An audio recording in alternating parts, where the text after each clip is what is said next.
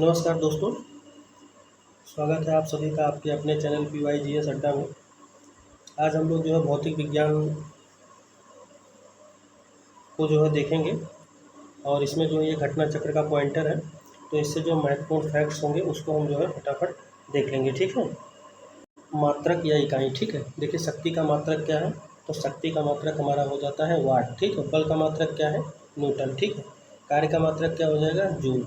उसके बाद में चालक की वैद्युत प्रतिरोधकता की इकाई क्या है, ओम मीटर है, ठीक है। प्रकाश वर्ष इकाई है किसका, तो ये दूरी का मात्रक है, ध्यान रखिएगा। पारसेक भी किसका इकाई होता है, दूरी का होता है, ठीक है।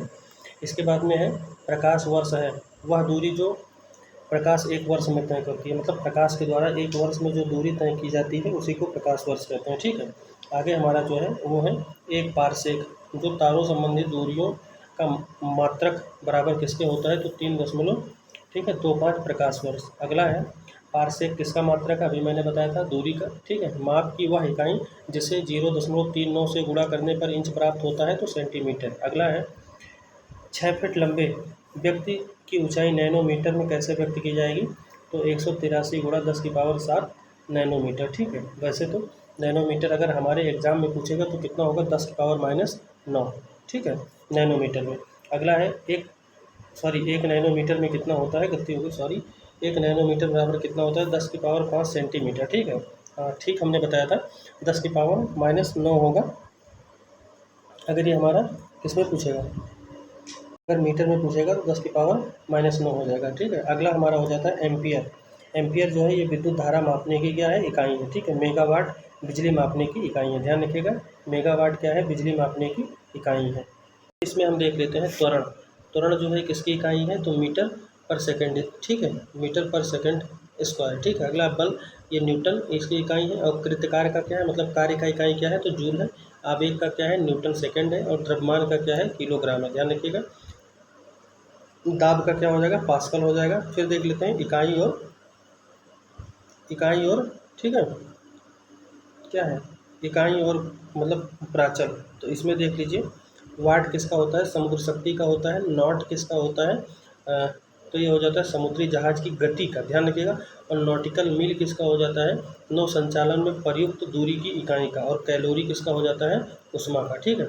आगे हमारा है जूल, ये किसका इकाई है, तो कार्य का, ठीक है। अगला है एम्पियर, धारा का। वाट सामर्थ्य का। और वोल्ट विभवांतर। अगला हमारा हो जाता है, ठीक है, नॉट, ये जहाज की चाल का मापन करता है। एंगस्ट्राम जो होता है ये प्रकाश के तरंगदैर्घ्य की इकाई। और प्रकाश वर्ष जो है ये दूरी का मापन है, ठीक है।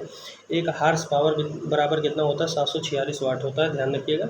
आगे हमारा हो जाता है कि उच्च वेग जो है ये मैक में नापा जाता है। और एंगस्ट्राम जो है तरंगदैर्घ्य का जो है क्या है, इकाई है। और ऊर्जा का इकाई क्या है, जूल, ठीक है।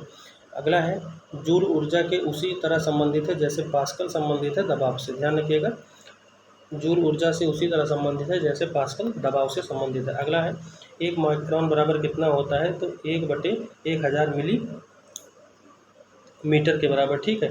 1 माइक्रोन बराबर कितना होता है, 10⁻⁻4 सेंटीमीटर, ठीक है। अब देख लेते हैं यहाँ पर सुमेलित। तो डेसीबल जो है ध्वनि की प्रबलता, जो डेसीबल होता है ये ध्वनि की प्रबलता नापता है।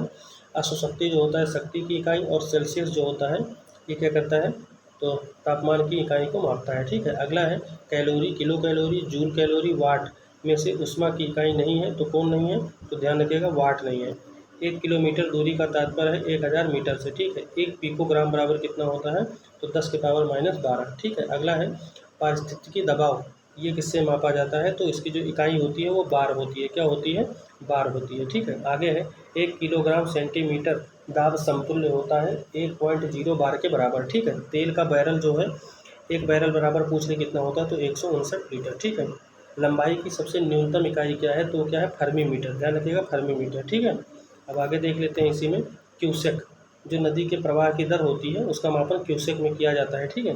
बाइट से कंप्यूटर, और रिएक्टर से भूकंप की तीव्रता, और बार से दाब, ठीक है। अगला है क्यूसेक मापा जाता है, तो देखिए जल का बहाव। और नॉट, डॉप्सन, पॉज और मैक्सवेल, ठीक है, में से वायुमंडल के ओजोन की जो परत मापी जाती है, जो ओजोन होता है हमारा O3, ठीक है। इस O3 का मापन क्या है, तो डॉप्सन है, क्या है, डॉप्सन। आगे हमारा इसी में हो जाता है कि महासागर में जो वस्तु डूब जाती है तो उसका पता हम सोनार नामक यंत्र से लगाते हैं, ठीक है। सोनार का प्रयोग लाया जाता है नौ संचालकों के द्वारा। और सोनार का उपयोग हम पराशरब तरंग, मतलब जो है सोनार किस सिद्धांत पे? तो परासरित तरंगों के सिद्धांत पर कार्य करती है। अगला है ध्वनि की तीव्रता को मापने वाला यंत्र क्या है? तो आर्डियोमीटर है, ठीक है। और उसके बाद से हमारा एमिनोमीटर से क्या मापा जाता है? तो एमिनोमीटर से हमारा पवन का वेग मापा जाता है। बैरोमीटर, एमिनोमीटर और हाइड्रोमीटर तथा विंड वेन में से वायु की गति मापी जाती है, तो किससे मापी जाती है? एनीमोमीटर से, ठीक है। किससे? एनीमोमीटर से, ध्यान रखिएगा। इसके बाद में हमारा हो जाता है ए मीटर, विद्युत धारा, ए मीटर से विद्युत धारा, ठीक है। अगला है टैक्योमीटर, ध्यान रखिएगा। टैक्योमीटर से हमारा हो जाता है क्षैतिज दूरी, लंबवत उन्नयन एवं दिशा का मापन। पायरोमीटर, अधिक जो हाई टेम्परेचर का मापन किया जाता है। ताप विद्युत, ठीक है। ताप विद्युत तापमापी, विकिरण तापमापी, गैस तापमापी तथा द्रव तापमापी में से पायरोमीटर कहा जाता है किसको? तो ये हो जाएगा विकिरण तापमापी को, ठीक है। अगला है वह थर्मामीटर जो 2000 सेंटीग्रेड मापने हेतु प्रयुक्त होता है, पूर्ण विकिरण पायरोमीटर, ठीक है। अगला है पाइर हीलियोमीटर का प्रयोग किसमें किया जाता है? तो ये किया जाता है सोलर रेडिएशन को मापने के लिए। अगला है मैनोमीटर का प्रयोग, तो ये गैस के दाब के माप के लिए, ठीक है। आगे हम देख लेते हैं, सुमेलित करना है। हाइग्रोमीटर से क्या नापा जाता है? तो देखिए सापेक्ष आर्द्रता, ठीक है। स्प्रिंग तुला से भार। उसके बाद में फिर अगला है ओडोमीटर से वाहनों की पहियों द्वारा तय किए गए दूरी को मापा जाता है, ठीक है। ओडोंटोमीटर से विद्युत चुंबकीय तरंगों की आवृत्ति मापने का यंत्र। और आर्डियोमीटर से ध्वनि तीव्रता मापने का यंत्र।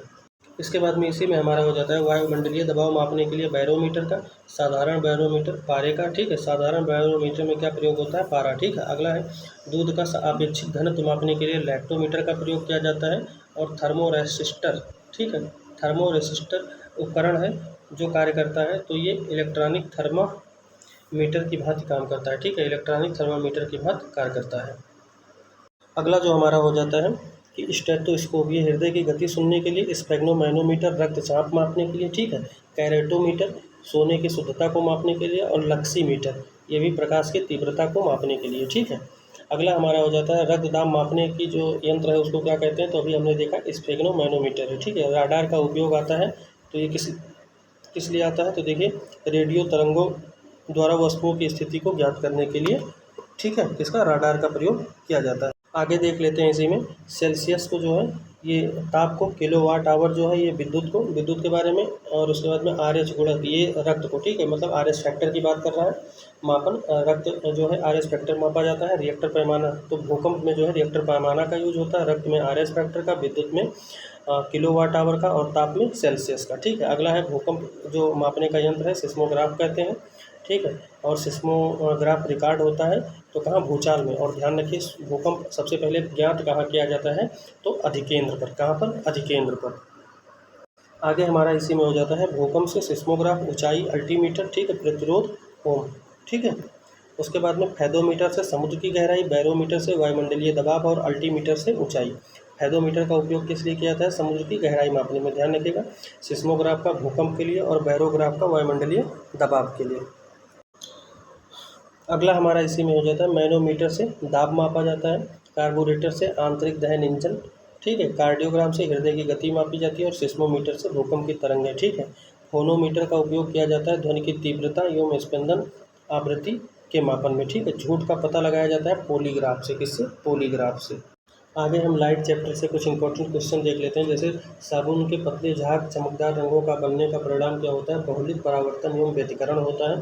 पूर्ण आंतरिक परावर्तन होता है जब प्रकाश हीरे से कांच में जो है क्या करता है?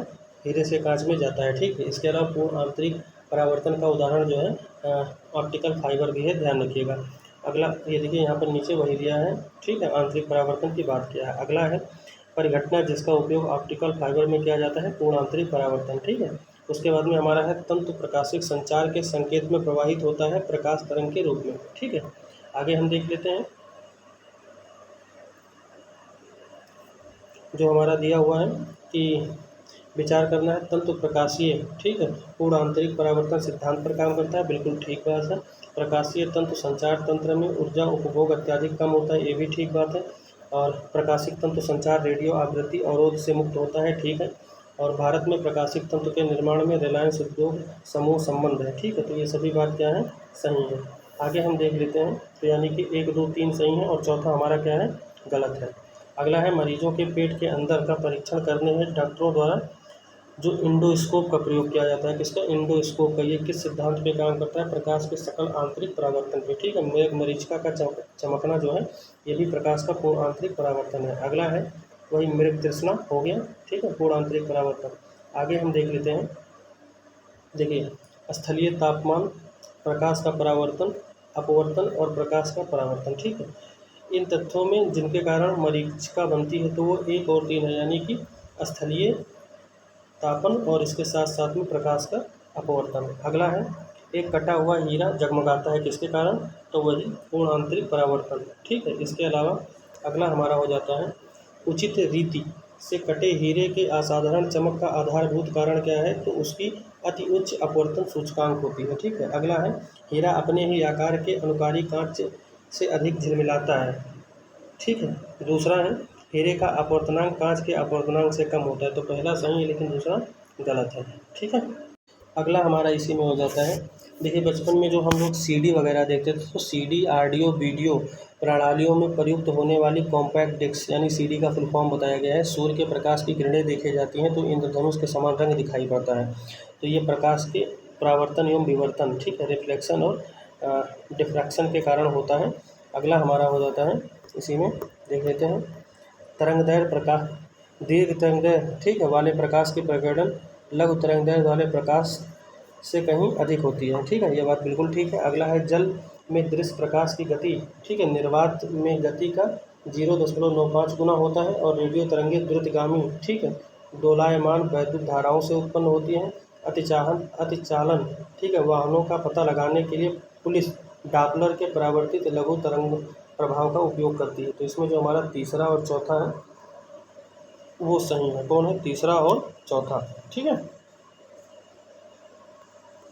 फिर हम देख लेते हैं यहाँ पर एक चलचित्र में पूरी फिल्म के एक सिरे से दूसरे सिरे तक सामान्य 24 फ्रेम प्रति सेकंड प्रक्षेपित किया जाता है, ये बात बिल्कुल ठीक है। आँख की रेटिना पर निर्मित प्रतिबिंब उद्दीपन हटाने के बाद 0.1 ऐसे यानी सेकंड तक रहता है, तो ये बात गलत है। अगला हमारा आ जाता है कि दूरदर्शन के संकेत एक निश्चित दूरी के बाद नहीं मिल पाते हैं क्योंकि पृथ्वी के सतह वक्राकार है। अगला है दूरदर्शन प्रसारण में श्रव्य संकेतों का प्रेषण, ठीक है, करने के लिए प्रयुक्त तकनीक है तो आवृत्ति मॉड्यूलन, ठीक है, आवृत्ति मॉड्यूलन। अगला हमारा इसी में हो जाता है कि दृढ़ पटल यानी रेटिना पर जो चित्र बनता है वह वस्तु से छोटा व उल्टा बनता है। अगला है अभिनेत्र लेंस द्वारा किसी वस्तु का जो प्रतिबिंब रेटिना पर बनाया जाता है वह होता है उल्टा तथा वास्तविक, ठीक है। एक आंख की अपेक्षा 2 आंख का होना अधिक उपयुक्त है क्योंकि इस कारण से दूरी व गहराई का एहसास होता है। तो आगे देख लेते हैं कि पूर्ण सूर्य ग्रहण के दौरान, ठीक है, सूर्य को सीधे देखने से आँख में अपरिवर्तनीय क्षति पहुँचती है, इसका कारण है अल्ट्रावायलेट किरणें। किसी तारे का रंग दर्शाता है उसका टेम्परेचर, ठीक है। अगला है वायुमंडल में प्रकाश का विसरण का कारण क्या है, तो उनके फैलाव का कारण क्या है, विसरण का तात्पर्य फैलाव से है तो धूल कण से, ठीक है। अगला है यदि मैजेंटा यानी कि रक्ताभ यानी नील लोहित, ध्यान रखिएगा, पीले रंग के 2 वृत्त एक दूसरे को काटते हैं तो प्रक्षेपित क्षेत्र का रंग कैसा होगा, लाल होगा, ठीक है। और दूसरा है यदि सायन यानी हरिताभ नीला और मैजेंटा यानी रक्ताभ नील लोहित रंग एक दूसरे को एक वृत्त पर काटते हैं तो प्रच्छेदित रंग कैसा होगा, नीला होगा, ध्यान रखिएगा। उपयुक्त कथन में से कौन सा सही है, तो दोनों सही है, ठीक है। और ये जरूरी नहीं है कि एग्जाम में पूछा जाए क्योंकि ये सब क्वेश्चन कभी कभी आते हैं। अगला है प्रकाश का तरंग निर्धारित होता है तरंगदैर्घ्य से, सबसे लंबा तरंगदैर्घ्य किसका होता है, तो लाल का, और सबसे कम वेवलेंथ किसकी होती है, तो बैंगनी की। ध्यान रखिएगा दृश्य के वर्णक्रम में सबसे अधिक तरंगदैर्घ्य वाला रंग कौन सा होगा, तब बैंगनी हो जाएगा, नीला प्रकाश, ठीक है।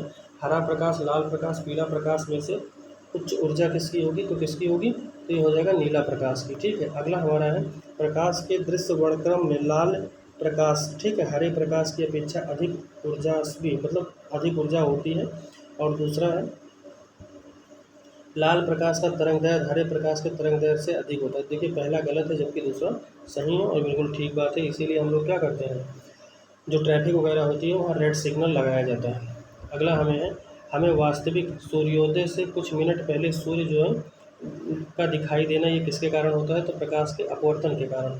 अगला है क्षितिज के समीप सूर्य एवं चंद्रमा के दीर्घ वृत्ताकार दिखाई देना, तो ये किसके कारण है? अपवर्तन के। ठीक है। अगला है सूर्य के प्रकाश के अदृश्य भाग से प्रकाश संश्लेषण कुछ बैक्टीरिया द्वारा होता है, ध्यान रखिए। अगला हमारा है कि ट्रैफिक सिग्नल में लाल रंग प्रयुक्त होता है, तो कारण क्या है? तो जो इसकी तरंग दैर्ध्य यानी लंबाई होती है वो सर्वाधिक होती है। खतरे के सिग्नल पर लाल रंग लगाया जाता है क्योंकि इसका प्रकीर्णन कम होता है। ठीक है। तो दोनों बात सही है और व्याख्या भी ठीक है। आकाश का रंग नीला दिखाई देता है क्योंकि नीले रंग का प्रकीर्णन सबसे अधिक होता है। ठीक है। आकाश नीला लगता है। लघु तरंग दीर्घ तरंगों की अपेक्षा वायुमंडल द्वारा अधिक प्रकीर्ण होती है। ठीक है। खतरे के संकेतों के लिए लाल प्रकाश का प्रयोग किया जाता है क्योंकि इसका प्रकीर्णन कम होता है। आकाश का रंग नीला दिखाई देता है प्रकाश के प्रकीर्णन के कारण, ध्यान रखिएगा। ठीक है।